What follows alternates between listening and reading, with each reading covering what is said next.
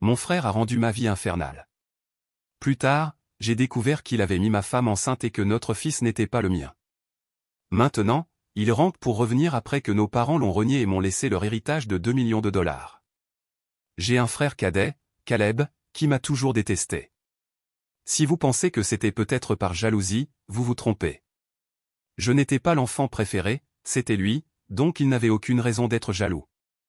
Ma mère a toujours choyé mon frère cadet, il était l'enfant chéri de la famille. Maman préparait ses repas, faisait sa lessive et me demandait même de l'aider avec ses devoirs. On attendait de moi que je l'aide juste parce qu'il était de la famille, mais la même courtoisie ne m'a jamais été accordée. J'ai fini par accepter cela, car j'étais assez indépendant. Peut-être que c'était en partie ma faute, car je répondais toujours à ses besoins sans qu'il ne me rende jamais l'appareil.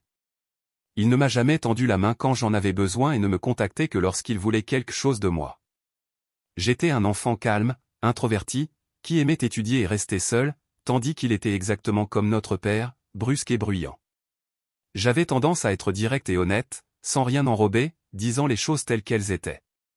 Je pense que ma mère avait peut-être développé une perception négative de moi à cause de mon enfance, ce qui le rendait encore plus favori aux yeux de tous dans la famille.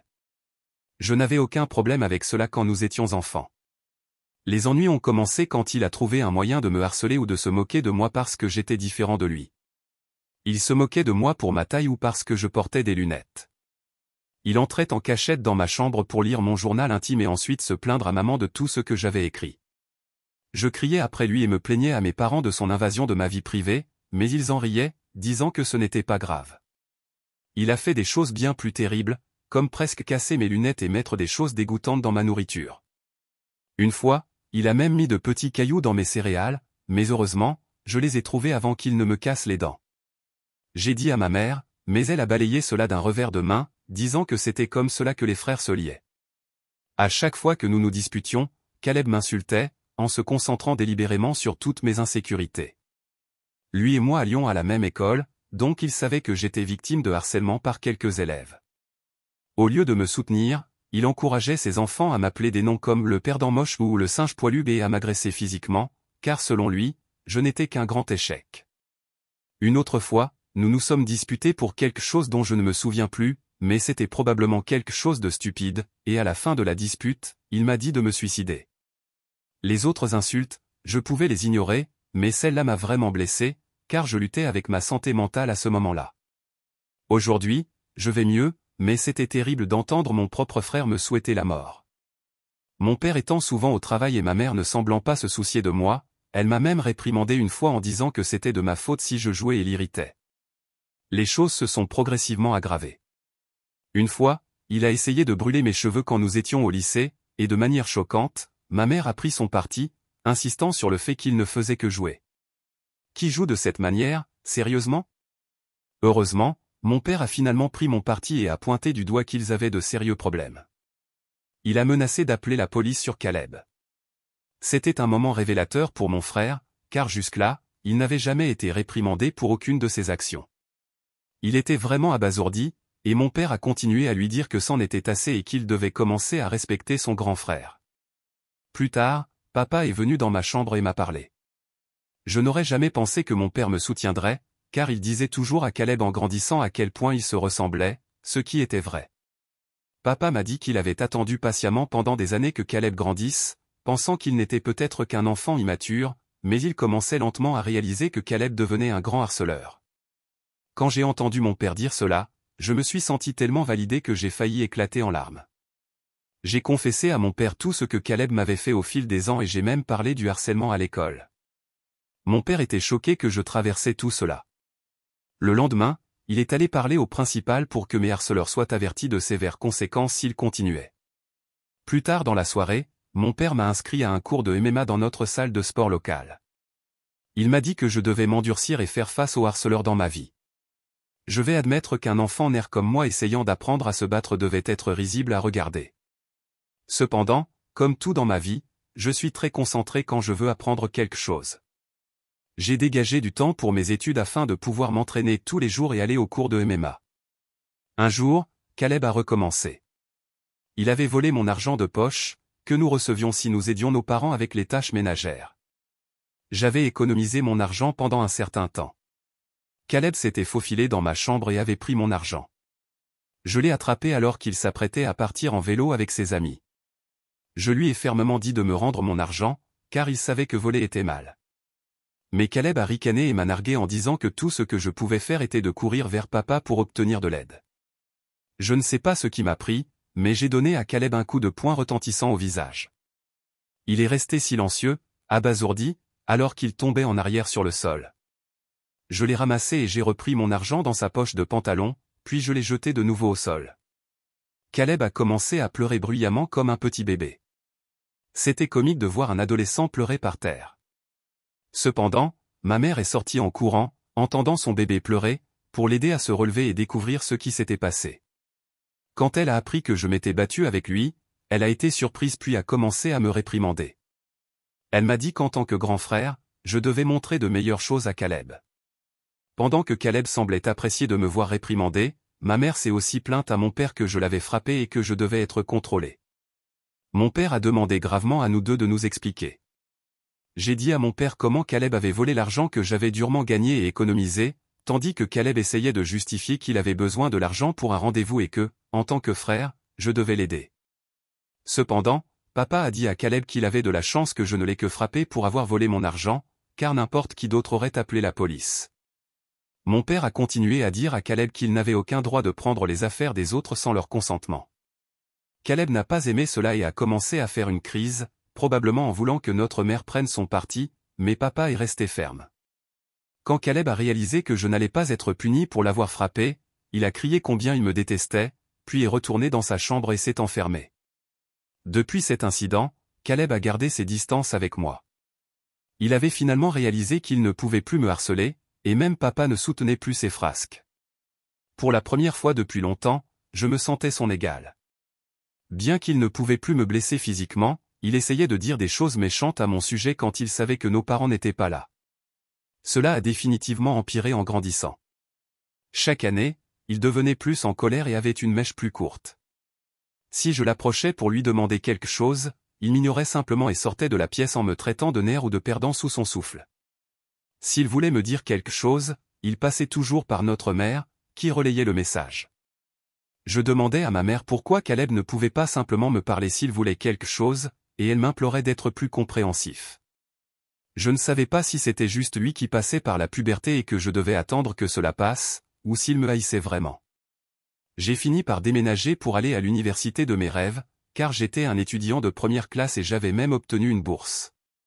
Mon père a organisé une fête pour moi et ma mère semblait fière de moi aussi. Cependant, Caleb restait distant, à peine reconnaissant mes réalisations. Le jour où je suis parti pour l'université était un mélange d'excitation pour l'avenir et de soulagement de fuir l'atmosphère toxique à la maison. Les premiers mois à l'université étaient libérateurs. Je me suis fait de nouveaux amis, j'ai apprécié mes cours et j'ai commencé à construire une vie séparée de l'atmosphère oppressante que j'avais connue en grandissant. La peur constante des attaques verbales de Caleb a disparu et j'ai ressenti un nouveau sentiment de paix. J'ai commencé à sortir avec ma femme Karen quand nous étions tous les deux en deuxième année d'université. Mon ami nous a présentés à une fête de fraternité et nous nous sommes immédiatement entendus. Venant d'une famille religieuse, avoir des enfants sans être marié était un gros non. Cependant, nous avons découvert qu'elle était enceinte lors de notre dernière année d'université, ce qui nous a incités à nous marier dès notre diplôme en poche. Notre mariage était une petite cérémonie paisible.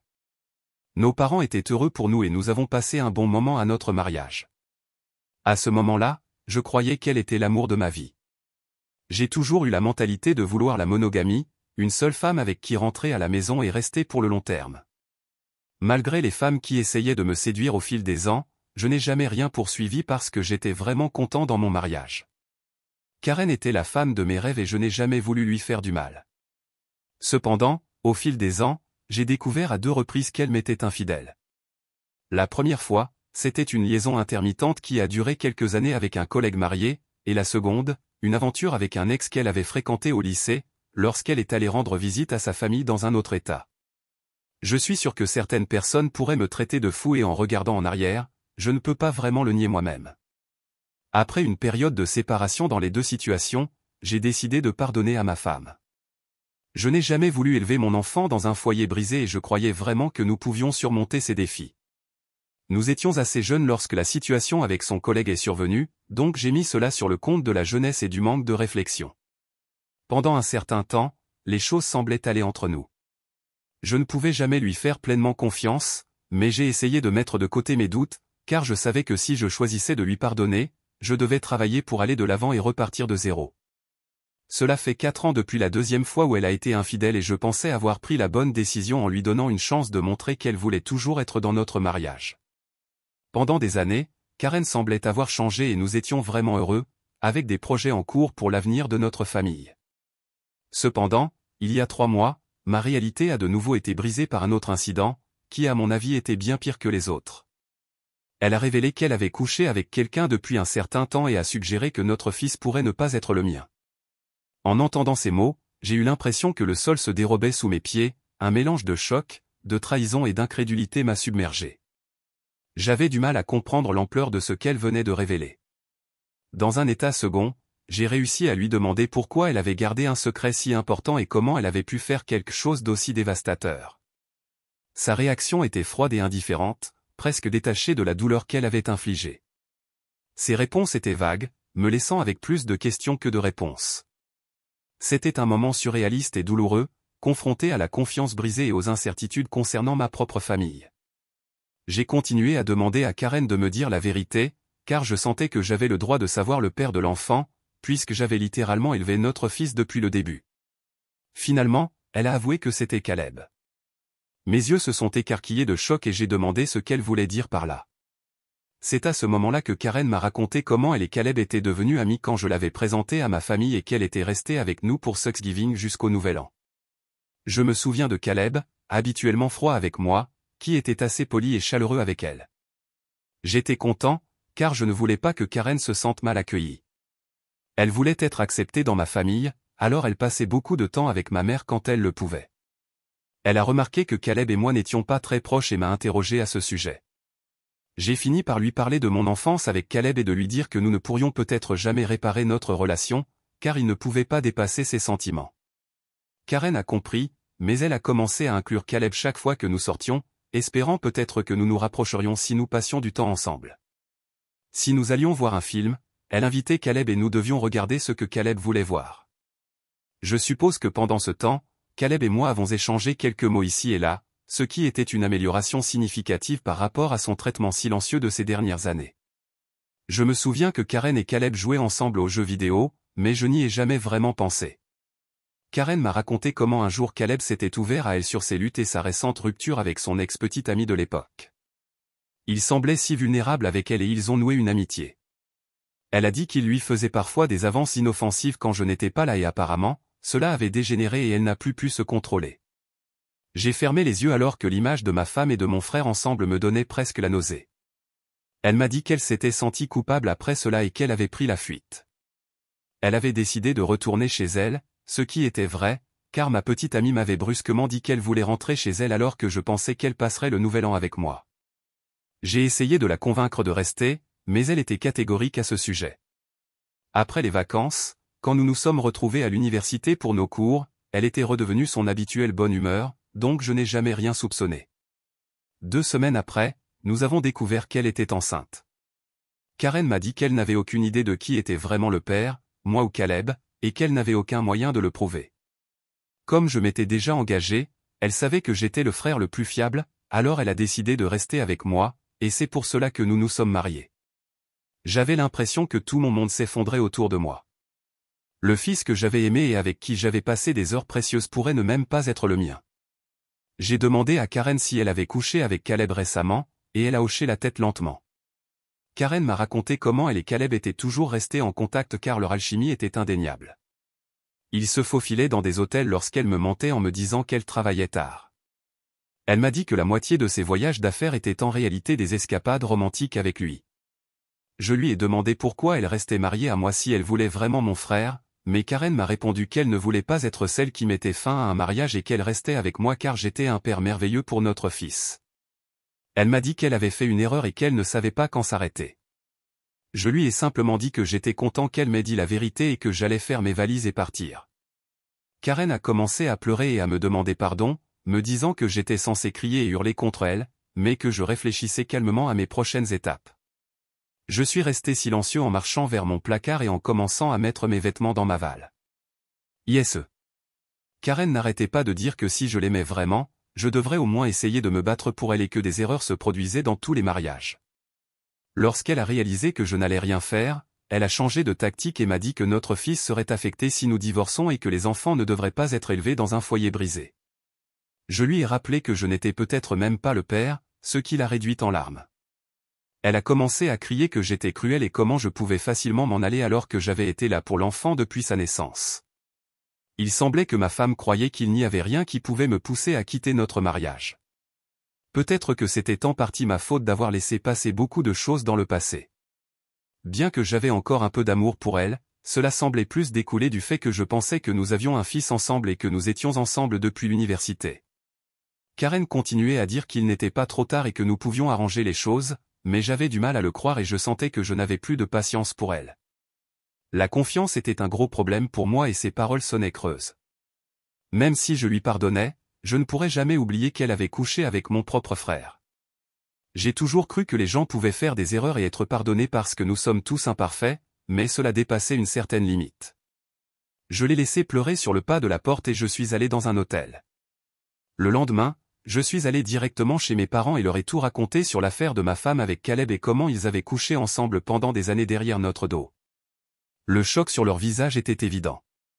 Ma mère, fidèle à sa nature, a d'abord essayé de défendre Caleb en me disant que cela ne pouvait pas être vrai, que son garçon ne pouvait jamais faire une telle chose à son propre frère. Déterminé à révéler la vérité, j'ai demandé à mes parents de rester silencieux et de me permettre d'appeler Caleb devant eux. Je leur ai dit de ne pas faire de bruit, car c'est ainsi que je pouvais exposer les véritables intentions de Caleb. Je voulais qu'il pense que c'était une conversation privée entre nous, afin qu'il baisse sa garde. Lorsque Caleb a répondu, je l'ai confronté à la révélation de son affaire avec ma femme. Au début, il a nié farouchement et refusé d'accepter. Ensuite, quand je lui ai dit que Karen avait tout avoué, il a commencé à blâmer Karen, la qualifiant de sans caractère. Il m'a dit que ce n'était pas sa faute si les femmes étaient attirées par lui et qu'il était le frère le plus beau. Je lui ai dit fermement que j'allais exposer sa véritable nature à tout le monde. Caleb s'est moqué en disant que personne ne me croirait et qu'il était de toute façon l'enfant chéri. J'ai ri de son arrogance et les remercié d'avoir confirmé la vérité, car nos parents avaient tout entendu. Caleb est devenu silencieux, puis a essayé de s'expliquer, balbutiant sur ses mots pour tenter de sauver son image. Ma mère, encore sous le choc, a demandé des explications à Caleb.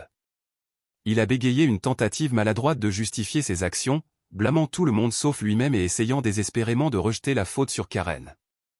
Je pouvais voir ma mère, autrefois protectrice de son fils préféré, ressentir maintenant un mélange de déception et de colère. Dans ce moment chargé, j'ai ressenti une étrange sensation de justification. Pendant des années, j'avais enduré les tourments de Caleb. Maintenant, la vérité avait éclaté au grand jour et les rôles étaient inversés. C'était Caleb qui était exposé, ses actions dévoilées aux yeux de tous. Alors que les paroles de Caleb trébuchaient, mon père, habituellement réservé dans ses expressions, ne pouvait contenir sa déception. Il m'a demandé de lui passer le téléphone et a commencé à réprimander Caleb. « Caleb, a-t-il commencé, son ton lourd de désapprobation, ce que tu as fait n'est pas seulement une trahison envers ton frère, mais une trahison envers ta famille. Tu as couché avec la femme de ton frère et tu as continué à le faire même après qu'il se soit marié. Tes actions ont des conséquences et elles ont irréversiblement endommagé la confiance que nous avions en toi. J'ai élevé vous deux pour valoriser la famille, la loyauté et la décence. Ce que tu as montré aujourd'hui va à l'encontre de tout ce que j'ai essayé de vous inculquer. » Il a marqué une pause, laissant le poids de ces mots s'installer dans la conscience de Caleb. Le manque de respect pour les sentiments de ton frère, le manque de respect pour la sacralité de son mariage, c'est inacceptable. Tu n'as pas seulement blessé ton frère, mais tu as terni les liens qui nous unissent en tant que famille. Je sens que ta mère et moi sommes en partie responsables de ce que tu es devenu maintenant, et nous ne te laisserons plus te comporter ainsi. À partir d'aujourd'hui, je te coupe les fonds universitaires que j'avais mis de côté pour toi. Tu te débrouilleras pour payer tes frais de scolarité. Je ne financerai plus non plus ton style de vie. Tu crois que coucher avec des femmes mariées fait de toi un homme? Eh bien, voyons ce qui t'arrivera quand tu n'auras plus mon argent pour te soutenir. Pour ma part, je suis resté calme pendant tout cela. Bien que j'ai initialement voulu crier après Caleb, regarder mon père le punir était l'ultime revanche. J'avais exposé sa véritable nature et il était clair qu'il avait sous-estimé les conséquences. Ma mère, persistante dans ses protestations, continuait de justifier Caleb, mais mon père a rapidement mis fin à l'appel, coupant les tentatives de Caleb pour expliquer ses actions. Ma mère est venue vers moi et m'a serré dans ses bras. Cela faisait longtemps que nous n'avions pas partagé un tel moment, mais dans cette étreinte, il y avait une compréhension et un soutien silencieux en pleine tourmente familiale. Elle s'est excusée de ne pas m'avoir cru tout ce temps. Je me suis senti comme mon moi de 14 ans qui n'aurait jamais imaginé ce moment, être justifié et embrassé par ma mère. Après cela, mon père m'a aidé à trouver un bon avocat pour que je puisse divorcer de Karen. Elle et son avocat ont essayé de se battre en demandant une pension alimentaire car je gagnais plus qu'elle, mais heureusement, son infidélité a joué en ma faveur. Nous avons également fait un test de paternité pour mon fils et il a été déterminé que Caleb était bien le père de l'enfant. Je ne peux pas commencer à décrire à quel point il m'a été difficile de digérer cette nouvelle. C'était pire que quand Karen m'avait dit qu'elle me trompait. J'étais tellement en colère que mon fils ne m'appartenait pas. Cependant, je suppose que Dieu agit de manière mystérieuse, car j'ai décidé de rester fort pendant tout cela. Karen m'a supplié de continuer à voir mon fils, car il ne devait pas être puni pour tout cela, mais je ne pouvais tout simplement pas le voir. Il me rappelait Caleb et je détestais cela. Après que mon divorce a été finalisé et que j'étais enfin libre, j'ai emménagé dans mon propre appartement de célibataire. C'était surréaliste de vivre seul, car je m'étais marié si jeune et je n'avais jamais vraiment vécu seul. Cependant, étant toujours indépendant, je me suis rapidement adapté à mon mode de vie de célibataire et j'ai vraiment aimé cela. Il y a 2 semaines, mon père m'a appelé pour me dire qu'il pensait à changer son testament, car il ne voulait rien laisser à Caleb. Si vous connaissez mon père, sachez qu'il est extrêmement têtu. Comme il avait décidé de ne plus rien avoir à faire avec Caleb, il a tenu parole. Caleb a essayé de contacter nos parents et même de se présenter à leur porte en suppliant leur pardon, mais il n'a même pas été autorisé à entrer. Ma mère, qui cédait habituellement aux caprices de Caleb, semblait également en avoir assez. Bien que cela ait dû lui faire mal le plus. Pendant tout ce temps, Caleb n'a même pas envoyé un message pour s'excuser de ce qu'il avait fait, donc clairement, il ne regrettait rien. Il était juste triste d'être coupé de nos parents. Mon père m'a dit qu'il me laisserait tout, juste pour s'assurer que Caleb ne proteste pas plus tard, il ne lui laisserait que $1. Mes yeux se sont écarquillés de choc. Mon père avait travaillé très dur toute sa vie, et avec tous ses biens, ses fonds de retraite et son assurance vie, cela représentait près de $2 millions. La seule clause de son testament était que si mon père décédait avant ma mère, elle continuerait à vivre dans leur maison, bien que la propriété me reviendrait. Bien sûr.